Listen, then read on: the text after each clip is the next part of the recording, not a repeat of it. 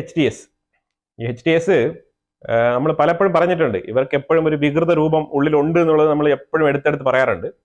അപ്പൊ അതുപോലെ ഇവര് ഒരു സൈഡിൽ ഞങ്ങൾ ഡെമോക്രസി കൊണ്ടുവരും, അതാണ് ഇതാണെന്നുള്ളൊരു ഒരു ഗ്ലോബൽ ഫേസ്, ഒരു അറ്റൻഷനൊക്കെ ഒരു മേടിച്ചെടുക്കാൻ ശ്രമിക്കുന്നു.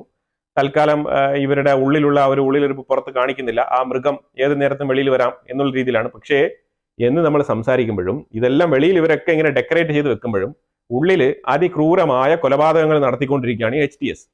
ഇവർ ചെയ്ത പരിപാടി എന്ന് പറഞ്ഞു കഴിഞ്ഞാൽ അലാവിറ്റ് എന്ന് പറഞ്ഞ ഒരു ഗോത്രമുണ്ട്. ഈ അലാവിറ്റ് എന്ന് പറഞ്ഞ ഗോത്രം പണ്ട് ഈ അസാദുമായിട്ട് നല്ല രീതിയിൽ നല്ല ടേംസിൽ നിന്നിരുന്ന ആൾക്കാരാണ്. ഈ അലാവിറ്റ് ഗോത്രം ഇപ്പോഴും ഈ അസാദുമായിട്ട് കണക്ഷൻ ഉണ്ട് എന്നുള്ള ഒരു തെറ്റിദ്ധാരണ പരത്തിക്കൊണ്ട് എച്ച് ടി എസ് ഇവരെ കണ്ട സ്ഥലത്ത് വെടിവെച്ച് കൊല്ലുകയാണ്. അതാണ് നടന്നുകൊണ്ടിരിക്കുന്നത്. ഓട്ടിച്ചിട്ട് വെടിവെക്കുന്ന അവസ്ഥയാണ്. ഇത് അലപ്പോ, റഖ, അതേപോലെ ഹമ, ഹോംസ്, ഇവിടെ എല്ലാം നടക്കുന്നുണ്ട്. ഇത് കൃത്യമായിട്ട് ഈ സ്റ്റേറ്റുകളിലുള്ള ആൾക്കാർ അതായത് ഇവര് താരതമ്യേന ഇവരെ സംബന്ധിച്ച് നോക്കുമ്പോഴത്തേക്കും അവര് മൈനോറിറ്റീസ് ആയിട്ട് വേണമെങ്കിൽ കരുതാം. അതിൽ പല ഈ അലാവിറ്റ്, അതേപോലെ ക്രിസ്ത്യൻസ്, അതേപോലെ കുറച്ച് ഡിഫറെന്റ് ആയിട്ടുള്ള റിലീജിയനിലുള്ള ആൾക്കാരെല്ലാം ഉണ്ട് അവിടെ. അവരെയാണ് ഈ ടാർഗറ്റ് ചെയ്ത് അസാസിനേറ്റ് ചെയ്തുകൊണ്ടിരിക്കുന്നത്.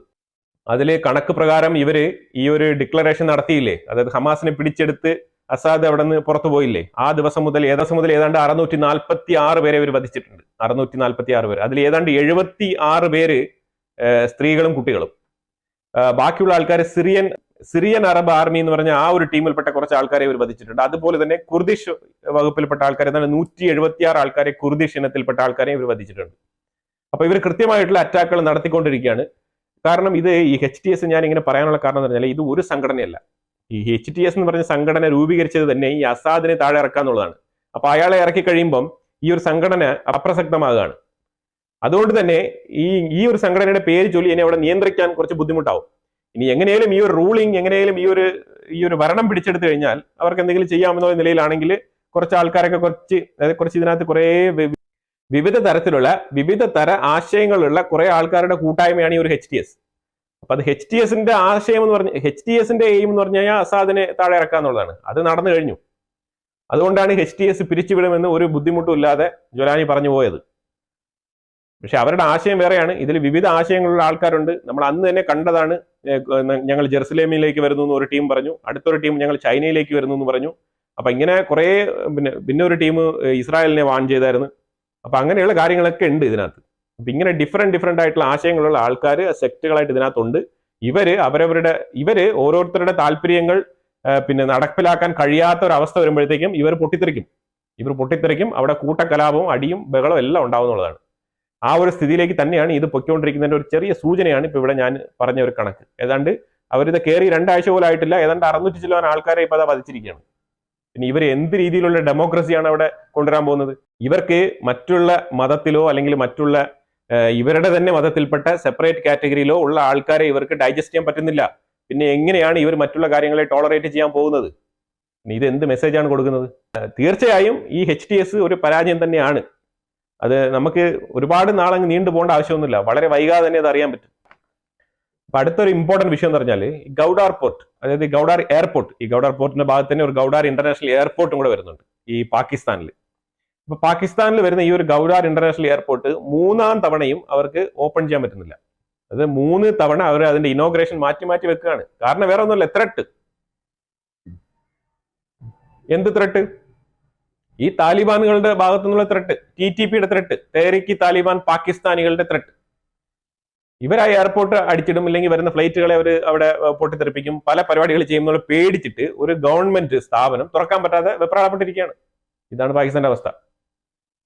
ഇന്നത് 3-ാമത്തെ തവണ ഇനോഗ്രേഷൻ ചെയ്യേണ്ട ഒരു സാഹചര്യം ഉണ്ടായത് മാറ്റിവെച്ചിരിക്കുകയാണ്. കാരണം ഇപ്പോഴും അവിടെ അടിയാണ്. അവിടെ അഫ്ഗാനിസ്ഥാൻ പാകിസ്ഥാൻ തമ്മിൽ നല്ല മുട്ടൻ അടി നടക്കുകയാണ്. അപ്പൊ അതുകൊണ്ട് ഇപ്പോഴും എയർപോർട്ട് തുറക്കാൻ പറ്റാത്ത അവസ്ഥയാണ്. ഇതിന്റെ ഇടയ്ക്കാണ് പാകിസ്ഥാൻ ഈ ഒരു കോറിഡോർ പദ്ധതി ചെയ്തിരിക്കുന്നത്. കോറിഡോർ പദ്ധതി എന്ന് വെച്ചാൽ TIC എന്ന് പറഞ്ഞൊരു കോറിഡോറാണ്. ഈ കോറിഡോർ എന്തിനാണെന്ന് പറഞ്ഞാൽ ഇത് ചൈനയിൽ നിന്നും സാധനങ്ങൾ എടുത്ത് പാകിസ്ഥാൻ വഴി ദുബായിലേക്ക്, ജബലലി പോർട്ടിലേക്ക് എത്തിക്കുന്ന പരിപാടിയാണ്. നമുക്കൊരു പരിപാടി ഉണ്ട്, മനസ്സിലായല്ലോ.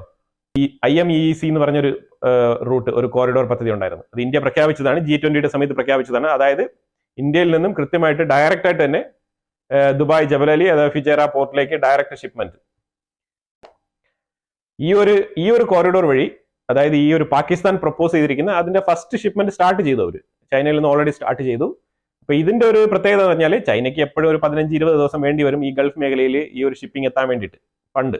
ഇപ്പൊ ഈ ഒരു റൂട്ട് കൊണ്ട് ചൈനയ്ക്ക് ഒരു ബെനിഫിറ്റ് എന്ന് വെച്ചാൽ 10 ദിവസം, മിനിമം 10, 11, 12 ദിവസങ്ങളിൽ ഈ ഒരു ഷിപ്മെന്റ് UAE-ലേക്ക് എത്തിക്കാൻ കഴിയും. പക്ഷെ നമ്മളെ അപ്പോഴും കൗണ്ടർ ചെയ്യാൻ പറ്റില്ല. നമുക്ക് വെറും 8 ദിവസം, 7 ദിവസം ഷിപ്പ് കാർഗോ, അല്ലെങ്കിൽ 2 ദിവസം കൊണ്ട് ഫ്ലൈറ്റ്. ഇതാണ് നമ്മളിപ്പോൾ ചെയ്തുകൊണ്ടിരിക്കുന്നത്. അപ്പൊ നമ്മളെ മറികടക്കാനൊന്നും കഴിയില്ല.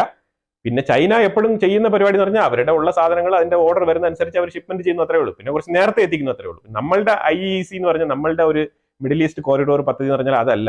നമ്മളുടെ കോറിഡോർ പദ്ധതി ആ രാജ്യങ്ങളും കൂടെ ഉൾപ്പെടുത്തിക്കൊണ്ടുള്ള പദ്ധതിയാണ്. അതായത് സൗദി അറേബ്യ, UAE ഉൾപ്പെടെയുള്ള രാജ്യങ്ങൾ അവരുടെ ഫുഡ് സേഫ്റ്റി ഉറപ്പുവരുത്താൻ വേണ്ടിയിട്ട് നമ്മുടെ രാജ്യത്ത് ഇൻവെസ്റ്റ് ചെയ്ത് വാസ്റ്റ് ആയിട്ട് മാസ് പ്രൊഡക്ഷൻ, ഫുഡ് പ്രൊഡക്ഷൻ ചെയ്യുകയും ആ സാധനങ്ങളുടെ കൂടെ മറ്റുള്ള സാധനങ്ങളും ഇന്ത്യയിൽ നിന്ന് യൂറോപ്പിലേക്കും അതിൽ ത്രൂ മിഡിൽ ഈസ്റ്റിലേക്കും കൂടെ കയറ്റി അയക്കാനുള്ള പദ്ധതിയാണ് ഈ ഒരു നമ്മൾ പിന്നെ ഇട്ടു വെച്ചിരിക്കുന്ന കോറിഡോർ പദ്ധതി. അതും ഇതും തമ്മിൽ ഒരു കമ്പാരിസണും ഇല്ല. ഞാൻ പല വീഡിയോയിലും കണ്ടായിരുന്നു, ചൈന ഉടനെ അവിടെ ഷിപ്മെന്റ് തുടങ്ങി, ഇന്ത്യയുടെ കോറിഡോറിന് ബദലായിട്ട് ഒരു കോറിഡോർ വന്നു എന്നൊക്കെ ഞാൻ കേട്ടായിരുന്നു. പക്ഷെ അതിലൊന്നും യാതൊരു പ്രസക്തിയില്ല എന്നുള്ളതാണ്. ചൈന 20 ദിവസം കൊണ്ട് അയക്കുന്ന സാധനം കുറച്ച് നേരത്തെ അയക്കുന്നു, അത്രേ ഉള്ളൂ. അതിനകത്ത് വേറെ ഒന്നും കാണേണ്ട ആവശ്യമില്ല. നമ്മൾ ഇസ്രായേലിന്റെ ടെക്നോളജി ഉപയോഗിച്ച് മാസ് ഫുഡ് പ്രൊഡക്ഷൻ, അതാണ് ഇവിടെ ഉദ്ദേശിക്കുന്നത്. വെജിറ്റബിൾ ഉൾപ്പെടെയുള്ള കൾട്ടിവേഷനാണ് ഇവിടെ ഉദ്ദേശിക്കുന്നത്. അതിന് സൗദിയും UAE-യും ബില്യൺ കണക്കിൽ ഡോളർ ഇവിടെ ഇൻവെസ്റ്റ് ചെയ്യും. ആ ഇൻവെസ്റ്റ്മെന്റ് വെച്ചിട്ട് ഇവിടെ പ്രൊഡക്ഷൻ ചെയ്തിട്ട് ഈ മെറ്റീരിയൽ നമ്മൾ ഷിപ്മെന്റ് ചെയ്യുന്ന കാര്യമാണ് നമ്മളുടെ കോറിഡോർ പദ്ധതിയിൽ ഉൾപ്പെടുത്തിയിരിക്കുന്നത്. അപ്പൊ എന്തായാലും ആ കൺഫ്യൂഷന്റെ ആവശ്യമില്ല. ചൈന ഇനി 2 ദിവസം കൊണ്ടോ ഇനി വല്ല സ്പീഡ് ബോട്ടിലോ എന്തിനെങ്കിലും വിട്ടോട്ട് നമുക്കതൊരു വിഷയമേ അല്ല എന്നുള്ളതാണ്. അത് നമ്മളുടെ കോറിഡോർ പദ്ധതി അത് ബാധിക്കില്ല. നമ്മൾ കൃത്യമായിട്ട് ഇസ്രായേൽ ഈ ഗാസയിൽ ഒരു തീരുമാനം ഉണ്ടാക്കിയതിനു ശേഷം എത്രയും വേഗം തന്നെ ഈ ഒരു ഇന്ത്യ കോറിഡോർ പദ്ധതിക്ക്, അതായത് India middle east Europe economic corridor പദ്ധതിക്ക് പെട്ടെന്ന് തന്നെ തുടക്കമാവും. അതിനുള്ള സൊല്യൂഷൻ എന്ന് പറഞ്ഞാൽ ഈ സൗദി അറേബ്യ ഇസ്രായേൽ നോർമലൈസേഷൻ ആണ്. അതാണ് ഏറ്റവും കൂടുതൽ ഇമ്പോർട്ടന്റ് ആയിട്ട് ഈ ലോകം ഉറ്റുനോക്കിക്കൊണ്ടിരിക്കുന്നതും. ഈ ട്രംപ് വന്നു കഴിഞ്ഞാൽ ഏറ്റവും ഇമ്പോർട്ടന്റ് ആയിട്ട് ഇന്ത്യൻ ഗവൺമെന്റ് അങ്ങോട്ട് പ്രപ്പോസ് ചെയ്യാൻ പോകുന്ന കാര്യവും ഇത് തന്നെയായിരിക്കും. അത് കൂടാതെ ഇതിന് തുടക്കമിട്ട ആള് ബെഞ്ചമിൻ നെതന്യാഹു ആണ്. അപ്പൊ അയാൾ കൃത്യമായിട്ട് ഇതിന്റെ ഒരു ലൈൻ, അയാൾ UN-ൽ, അതായത് ബെഞ്ചമിൻ നെതന്യാഹു ഈ ഒരു കോറിഡോറിന്റെ പ്രോജക്ട് യുണൈറ്റഡ് നേഷൻസിൽ വന്ന് പൊക്കി ഉയർത്തി കാണിക്കുകയുണ്ടായി. അപ്പൊ അത് എത്രമാത്രം ആ കോറിഡോർ പദ്ധതിയിൽ ശക്തമായി പിന്തുണച്ച് നിൽക്കുന്നു ഇസ്രായേൽ എന്നുള്ളത് നിങ്ങൾ മനസ്സിലാക്കണം. കാരണം ഇതിന്റെ ആശയത്തിന്റെ തുടക്കം ബെഞ്ചമിൻ നെതന്യാഹുവും പ്രൈം മിനിസ്റ്റർ മോദിയുമാണ്. ഇവർ രണ്ടുപേരും കൂടി ചേർന്ന് ഉണ്ടാക്കിയ പ്ലാനാണിത്. ആ പ്ലാനാണ് ഇപ്പൊ എസ്റ്റാബ്ലിഷ് ചെയ്യാൻ നിൽക്കുന്നത്. അതിനുള്ള തടസ്സമായിട്ട് ഇപ്പൊ വന്ന് ഭവിച്ചതാണ് ഈ ഒരു ഗാസയിൽ വന്ന വാർ. അപ്പൊ അതിന് എത്ര വേഗം അത് ഫിനിഷ് ആവുന്നോ ആ രീതിയിൽ നമ്മുടെ പ്രോജക്റ്റ് മുന്നോട്ട് പോകും. US ഈ കഴിഞ്ഞ വർഷം മാത്രം ഏതാണ്ട് 22 ബില്യൺ $US വർത്ത് വരുന്ന മിലിറ്ററി എയ്ഡ് ആണ് ഇസ്രായേലിന് കൊടുത്തത്. അത് ക്യാഷ് ആയിട്ട് മാത്രമല്ല, അല്ലാതെ വെപ്പൺസ്, സപ്ലൈസ്, മറ്റുള്ള എല്ലാ ഉപകരണങ്ങളൊക്കെ ചേർത്ത്, ഇൻക്ലൂഡിങ് ഈ താഡ് സിസ്റ്റം ഉൾപ്പെടെയുള്ള കാര്യങ്ങളെല്ലാം ചേർത്ത് 22 ബില്യന്റെ എയ്ഡാണ് ഇസ്രായേലിന് കൊടുത്തത്. അത് കൃത്യമായിട്ട് ഇന്ന് ആ റിപ്പോർട്ട് പുറത്ത് വന്നിട്ടുണ്ടെന്നുള്ളതാണ്. IDF ഇന്ന് ഗാസയ്ക്കുള്ളിൽ ഒരു ഫാക്ടറി, അതായത് റോക്കറ്റ് മാനുഫാക്ചറിങ് ഫാക്ടറി, അവർ ഈ റോക്കറ്റ് ഉണ്ടാക്കി വിട്ടുകൊണ്ടിരിക്കുന്നില്ല. അപ്പൊ എവിടെ നിന്നാണ് ഇവന്മാർ ഈ റോക്കറ്റ് വിട്ടുകൊണ്ടിരിക്കുന്നത്? മിക്കവാറും സ്ഥലങ്ങളൊക്കെ അവിടെ അടിച്ച് വൃത്തിയാക്കി കഴിഞ്ഞു. പിന്നെ ഇത് എവിടെ നിന്നാണ് ഇത് വന്നുകൊണ്ടിരിക്കുന്നത് പറയുമ്പോഴത്തേക്കാണ് കൃത്യമായിട്ട് അത് കണ്ടെത്തിയിരിക്കുകയാണ്. ഒരു ഫാക്ടറി ഇവന്മാരുടെ ഉള്ളിൽ വെച്ചിട്ടുണ്ട്, ഒരു ചെറിയൊരു ഫാക്ടറി. ആ ഫാക്ടറി കണ്ടെത്തി ഇന്ന് ആ ഫാക്ടറി അടിച്ച് നശിപ്പിച്ചിട്ടുണ്ട്. എന്തായാലും അടുത്ത് പറയാൻ പോകുന്ന 2 ഇമ്പോർട്ടന്റ് വിഷയങ്ങളാണ്. ബംഗ്ലാദേശിന് കിട്ടിയ പണി എന്താന്ന് വെച്ചാൽ, ഈ അർക്കൻ ആർമി അറിയാമല്ലോ, മ്യാൻമറിന്റെ അർക്കൻ ആർമി ഒരു ഗോത്ര കാറ്റഗറിയിൽ വരുന്ന ആർമിയാണ്. അവര് ഈ ഒരു സെന്റ് മാർട്ടിൻ ഐലൻഡ് പിടിച്ചെടുത്തിരിക്കുകയാണ് കേട്ടോ. ബംഗ്ലാദേശിന് കിട്ടിയ മുട്ടം പണിയാണിത്. അവന്മാർക്ക് ഇത് ഇങ്ങനെ തന്നെ വേണം, ഇതിങ്ങനെ തന്നെ സംഭവിക്കും. ഈ സെന്റ് മാർട്ടിൻ ഐലൻഡ് അവർ പിടിച്ചെടുത്തിരിക്കുകയാണ്. ഇതില് മിയാൻമാറിനോട് ഉള്ള റഖൈൻ സ്റ്റേറ്റിനോട് ചേർത്ത് വെക്കുകയാണ് എന്നാണ് പറയുന്നത്. അതായത് അവർ പറയുന്നത് റഖൈൻ സ്റ്റേറ്റിന് അവകാശപ്പെട്ടതാണ് സെന്റ് മാർട്ടിൻ ഐലൻഡ് എന്നാണ് അവർ പറയുന്നത്. അതുകൊണ്ട് അത് പിടിച്ചെടുത്തിരിക്കുകയാണ്. അവിടെ കുറെ റോഹിംഗ്യ ആൾക്കാരൊക്കെ ഉണ്ട്, അവരെയൊക്കെ അടിച്ചോട്ടിക്കുന്ന അവിടെ നിന്ന്. ബംഗ്ലാദേശിന്റെ ആർമി ഈ സെന്റ് മാർട്ടിനിലുണ്ടായിരുന്നു. ഈ ആർമി ഇവരെ കണ്ടപ്പോൾ ഓട്ടം തുടങ്ങിയതാണ്. അങ്ങനെ മുങ്ങി ഓടി, ബോട്ടെടുത്ത് ഓടി രക്ഷപ്പെട്ടു എന്നാണ് കേട്ടത്. ആ രീതിയിലാണ് ഈ അർക്കൻ ആർമി ഈ ഒരു സെന്റ് മാർട്ടിൻ ഐലൻഡിനെ പിടിച്ചെടുത്ത് റഖൈൻ സ്റ്റേറ്റ്, മ്യാൻമാറിന്റെ റഖൈൻ സ്റ്റേറ്റോട് ചേർക്കുകയാണെന്നാണ് അവർ പറയുന്നത്. കിട്ടിയല്ലോ നല്ല പണി, ഇങ്ങനെ തന്നെ കിട്ടും, നല്ല പണി കിട്ടും. ഇനി നോക്കിക്കോ, കുറച്ചായിട്ട് ഈ ബംഗ്ലാദേശ് മൊത്തത്തിൽ അവർ പിടിച്ചുകൊണ്ട് പോകാനുള്ള സാധ്യതയും കാണുന്നുണ്ട്. ഒറ്റ ഒരെണ്ണത്തിന് ഇങ്ങോട്ട് കയറ്റരുത്, എല്ലാ എണ്ണത്തിനും ഗേറ്റ് അടച്ച് പുറത്താക്കണം. അടുത്തൊരു വലിയ സംഭവമാണ് ഡീഡോളറൈസേഷൻ. നമ്മൾ എത്രത്തോളം തടഞ്ഞാലും, ഞാൻ ഇതിനു മുമ്പ് ബ്രിക്സിനെ കുറിച്ചുള്ള ഒരു വീഡിയോ ചെയ്തിട്ടുണ്ട്, ലിങ്ക് ഞാൻ ഡിസ്ക്രിപ്ഷനിൽ വെച്ചേക്കാം. നമ്മൾ എപ്പോഴും പറയുന്നുണ്ട്, അതായത് ഡീഡോളറേഷൻ എന്നുള്ളൊരു പദ്ധതി ഇനി ഓപ്പൺ ആയിട്ട് നടക്കില്ല. അതുകൊണ്ട് കാരണം ഈ ട്രംപ് എന്ന് പറഞ്ഞാൽ എപ്പോഴും ഈ ഒരു ട്രംപ് ഇങ്ങനെ ഓപ്പൺ ആയിട്ട് ഇങ്ങനെ സ്റ്റേറ്റ്മെന്റ് കൊടുത്ത ആൾക്കാരെ പേടിപ്പിച്ച് ഞാനൊരു ഹീറോയാണ് എന്നുള്ള നിലയിൽ വരുന്നതിന് പകരം ഈ ഡീഡോളറേഷൻ എന്ന് പറഞ്ഞ സംഗതി ട്രംപ് വളരെ മൈന്യൂട്ടായിട്ട് ഇതിന് ബാക്ക് ഓഫീസിലാണ് ഡീൽ ചെയ്യേണ്ടത്. അതായത് ഓരോ രാജ്യങ്ങളോടും ഇമ്പോർട്ടന്റ് ആയിട്ട് ഏറ്റവും കൂടുതൽ GDP ഷെയർ ചെയ്യുന്ന രാജ്യങ്ങളെ തെരഞ്ഞുപിടിച്ച് അവരുടെ അടുത്ത് ഇൻഡയറക്റ്റ് ആയിട്ട് സംസാരിക്കുകയും അവരുടെ സാധനങ്ങൾക്ക് ഞാൻ ടാക്സ് എടുക്കും ഇതെടുക്കും എന്ന് പറഞ്ഞ് അവരെ ഒന്ന് ഒരു പ്രഷർ ഇട്ട് ഇൻഡയറക്റ്റ് ആയിട്ട് ഈ ഒരു ഡോളർ ട്രാൻസാക്ഷനിൽ നിന്ന് മാറ്റുന്നതായിരിക്കും നല്ലത്. അതിന് പകരം പുള്ളിക്കാരൻ വന്ന ഉടനെ ഡീഡോളറൈസേഷൻ അതാണ് ഇതാണെന്നൊക്കെ പറഞ്ഞ് ഭയങ്കരമായിട്ടുള്ള സംഭവങ്ങളൊക്കെ പറഞ്ഞ് ഒന്ന് ബെഡായൊക്കെ അടിച്ച് റെഡിയാക്കി നിർത്തി. ഇപ്പൊ ഇതാ റഷ്യ കിഡിലമായിട്ട് പണി കൊടുത്തുകൊണ്ടിരിക്കുന്നത്. റഷ്യയും ബെലാറസും കൂടെ ചേർന്നിട്ട് 37 ബില്യന്റെ ട്രാൻസാക്ഷൻ ആണ് നടത്തിയിരിക്കുന്നത്. 37 ബില്യന്റെ ട്രാൻസാക്ഷൻ അവരുടെ ഓൺ കറൻസിയിൽ. ഒന്ന് ആലോചിച്ച് നോക്കൂ, റഷ്യയും ബെലാറസും തമ്മിൽ അവരുടെ ലോക്കൽ കറൻസിയിൽ 37 ബില്യന്റെ ട്രാൻസാക്ഷൻ. ഇത് ഡീഡോളറൈസേഷൻ എന്നുള്ള പദ്ധതിയെ ശക്തമായി പിന്തുണയ്ക്കുന്നതാണ് ഈ നിലപാട്. ഇതുപോലെ ഓരോ രാജ്യങ്ങളും, ഇവർ രണ്ട് ബ്രിക്സിലുള്ള ആൾക്കാരാണ്, ബ്രിക്സിലുള്ള രാജ്യങ്ങൾ ഇത് ചെയ്യും, ഉറപ്പാണ്.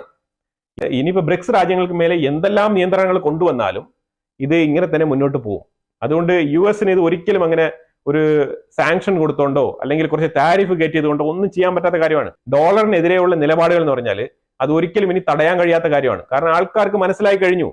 അപ്പം നിങ്ങൾ എന്ത് ചെയ്യണമെന്ന് പറഞ്ഞാൽ ഡോളർ വീക്ക് ആകാതിരിക്കണം എന്നുണ്ടെങ്കിൽ അമേരിക്ക ഹാർഡ് വർക്ക് ചെയ്യണം. അല്ലാതെ അതിന് മറ്റുള്ള രാജ്യങ്ങളുടെ അടുത്ത് ഇങ്ങനെ ഇമ്പോസ് ചെയ്തിട്ട് കാര്യമില്ല. ഡോളർ ഇങ്ങനെ ഒരു ചോദ്യം ചെയ്യപ്പെടുന്നതിന്റെ കാരണം എന്ന് പറഞ്ഞാൽ ഒന്ന് ഗോൾഡിന്റെ ഒരു വാല്യൂ അതിന് എടുത്ത് മാറ്റിയത്, അത് നമ്പർ 1, അത് കുറെ കാലമായെന്ന് വെച്ചോ.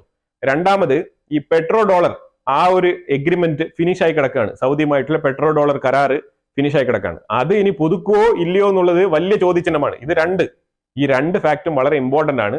ഈ രണ്ട് ഫാക്റ്റും ഡോളറിനെ നെഗറ്റീവായിട്ട് ഇമ്പാക്ട് ചെയ്യുന്ന പദ്ധതികളാണ്. ഇനിയിപ്പോ നമ്മൾ നോക്കിക്കഴിഞ്ഞാൽ ഇപ്പൊ റഷ്യ ഇത് സ്റ്റാർട്ട് ചെയ്ത് കഴിഞ്ഞു. റഷ്യ ബെലാറസുമായിട്ട് ഈ ഒരു ട്രാൻസാക്ഷൻ ഇതൊരു മാതൃകയാണ്. ഇനി പല രാജ്യങ്ങളും ഇത് ചെയ്തു തുടങ്ങും. അപ്പൊ ആർക്കും അങ്ങനെ വന്നിട്ട് നിങ്ങൾ അങ്ങനെ ചെയ്യാൻ പാടില്ല എന്ന് പറയാൻ പറ്റത്തില്ല. കാരണം അവരുടെ ഓൺ കറൻസിയിലാണ് അവർ ട്രാൻസാക്ഷൻ നടത്തുന്നത്. അവർക്ക് ആ എതിർവശത്ത് നിൽക്കുന്ന ബയ്യർ സെല്ലർ, അതാണല്ലോ ബയ്യറും സെല്ലറും ആ ഒരു കറൻസിയിൽ എഗ്രീഡ് ആണെന്നുണ്ടെങ്കിൽ പിന്നെ ആർക്കാണ് അവിടെ ഒരു എതിർപ്പ് വരാനുള്ളത്? അപ്പൊ അതുകൊണ്ട് ഡോളറിനെതിരെയുള്ള പരിപാടി തുടങ്ങി കഴിഞ്ഞു എന്ന് വേണം പറയാൻ. പിടിച്ചു നിൽക്കുക എന്ന് പറഞ്ഞാൽ വളരെ ബുദ്ധിമുട്ടുള്ള കാര്യമാണ്. ഇന്ത്യയെ സംബന്ധിച്ചിടത്തോളം ഇന്ത്യക്ക് എന്തുകൊണ്ടാണ് ഇതൊരു കൺസേൺ എന്ന് പറഞ്ഞാൽ ഇന്ത്യ ഗ്രോയിങ് സ്റ്റേജിൽ നിൽക്കുന്ന ഒരു രാജ്യമാണ്. അത് നമ്മളുടെ GDP കൃത്യമായിട്ട് മുന്നോട്ട് പോകേണ്ടതുണ്ട്. നമുക്ക് കൃത്യമായിട്ട് ബാലൻസ് ചെയ്ത് ചൈനയും റഷ്യയും അമേരിക്കയും ഒരേപോലെ ബാലൻസ് ചെയ്ത് കൊണ്ടുപോകേണ്ടതുണ്ട്. അതുകൊണ്ടാണ് ഇന്ത്യ അതിൽ നിന്ന് കൃത്യമായിട്ട് വിട്ടു നിൽക്കുന്നത്. ഏതാണ് ഡീഡോളറൈസേഷൻ എന്ന് പറഞ്ഞാൽ ഒരു പുതിയ കറൻസി ഉണ്ടാക്കണ്ട എന്ന് പറഞ്ഞ് ഇന്ത്യ നിലപാടെടുത്തത് ഇതുകൊണ്ടാണ്. ഇന്ത്യയുടെ നിലപാട് നല്ലത് തന്നെയാണ്, അതിനെ നമ്മൾ ഒരിക്കലും എതിർക്കുന്നില്ല. നമ്മൾ അമേരിക്കയുമായിട്ടും റഷ്യയുമായിട്ടൊക്കെ മ്യൂച്വൽ ആയിട്ട് റിലേഷൻഷിപ്പ് കൊണ്ടുപോകുന്നത് തന്നെയാണ് നമ്മളുടെ വളർച്ചയ്ക്ക് നല്ലത്. കാരണം നമ്മുടെ ഒരുപാട് ആൾക്കാർ ഏറ്റവും കൂടുതൽ ജോലി ചെയ്യുന്നത് അമേരിക്കയിലാണ്, റഷ്യയിലല്ല. റഷ്യ നമ്മളുടെ നല്ല സുഹൃത്താണ്. നമ്മളെ ഒരുപാട് കാര്യങ്ങൾ റഷ്യ നമ്മളെ സഹായിച്ചിട്ടുണ്ട്, ഇല്ലാന്നില്ല. നമ്മൾ അതേപോലെ തന്നെ അവർക്ക് ആ ഒരു റെസ്പെക്റ്റും ആ ഒരു റെസ്പോൺസിബിലിറ്റി നമ്മൾ എപ്പോഴും കാണിക്കുന്നുണ്ട്. അപ്പൊ എന്തായാലും വിവിധ വിഷയങ്ങളെക്കുറിച്ചുള്ള അഭിപ്രായങ്ങൾ കമന്റ് ബോക്സിൽ രേഖപ്പെടുത്തുക. വീഡിയോ ഇഷ്ടപ്പെട്ടെങ്കിൽ ലൈക്ക് ചെയ്യുക, ഷെയർ ചെയ്യുക. അതുപോലെ തന്നെ നിങ്ങൾ ആദ്യമായിട്ടാണ് ചാനൽ കാണുന്നുണ്ടെങ്കിൽ മറക്കാതെ സബ്സ്ക്രൈബ് ചെയ്യുക. വീണ്ടും അടുത്തൊരു വീഡിയോ ആയിട്ട് വരാം. Thank you so much.